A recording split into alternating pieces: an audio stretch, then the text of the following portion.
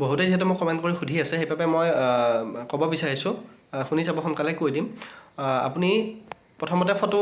যিখিনি নিব সেইখিনি ৰিচেণ্ট চাইজ পাছপৰ্ট ফটো বুলি যিহেতু লিখা আছে গতিকে ৰিচেণ্ট চাইজ নিলে ভাল আৰু আপোনালোকে এপ্লিকেশ্যন কৰোঁতে যিটো ফটো দিছিলে সেই ফটোটো নিলে কোনো ধৰণৰ অসুবিধা কিন্তু তাত নহয় আৰু আপোনালোকে যিটো ডকুমেণ্টছৰ কাৰণে বিশেষ ভয় খাই আছে ধৰক আপুনি আগতে যদি জেনেৰেল কাষ্টত দিছিলে এতিয়া যদি আপুনি EWS চাৰ্টিফিকেটটো এপ্লাই কৰাৰ পিছত উলিয়াই লৈছে তেতিয়াহ'লে আপুনি এটা কাম কৰিব EWS চাৰ্টিফিকেটটো লগত লৈ যাব আৰু আপোনাৰ তাত ধুনীয়াকৈ তেওঁলোকে গোটেই 10টা যিহেতু বৰ্ড থাকিব ডকুমেণ্ট ছাবমিশ্যনৰ কাৰণে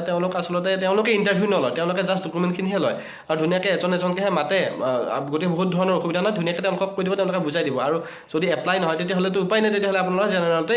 পাছ যিহেতু কৰিছে তেনেকৈ আপোনালোকে মোকাবিলা কৰিব লাগিব আৰু আটাইতকৈ ডাঙৰ কথা এই কথাটো কেতিয়া নাপাহৰিব মানে এইটোৱে কথা হ'ল যে সেল্ফ ডিক্লাৰেশ্যন আৰু আণ্ডাৰটেকিং ইয়াৰে দুকপি যিহেতু আপোনালোকে উলিয়াইছে একপি কিন্তু তেওঁলোকে আপোনালোকক ৰিটাৰ্ণ কৰিব আৰু সেই দুকপি আপোনালোকে ইণ্টাৰভিউ কক্ষত যোনে ইণ্টাৰভিউ লয় তেওঁলোকক আপোনালোকে ছাবমিট কৰিব লাগিব তেওঁলোকে কিন্তু সেইটো ৰাখিব গতিকে সেইটো ভুলতো নাপাহৰিব আৰু লগতে ছিগনেচাৰ কৰিব ভুলতো নাপাহৰিব আৰু কিবা জানিব লগা থাকিলে সোনকালে কমেণ্ট কৰিব ধন্যবাদ